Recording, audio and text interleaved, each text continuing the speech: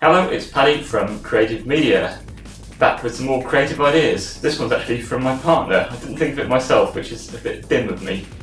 If you can get hold of a golf caddy trailer like this one, this one was being given away by somebody outside a shop, so I grabbed it. This was great for carrying heavy stuff like tripods, long things particularly, cameras. I'm going to turn this one into a trailer at some stage and add some more baggage handling stuff on it.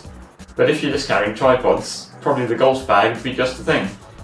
But what my partner noticed is you can also make a brilliant Steadicam out of the whole trolley when you actually arrive at the shoot. What I've got here is I've made a big clip and a gimbal kind of thing to connect my camera together. I can just clip that on the bottom of the trolley, like so, and let's see how it works. You don't have to just fit the camera to the golf trolley. You can fit lights on, displays, all kinds of equipment. There's certainly lots of weight carrying ability in one of these, but the wheels don't tend to have amazing bearings.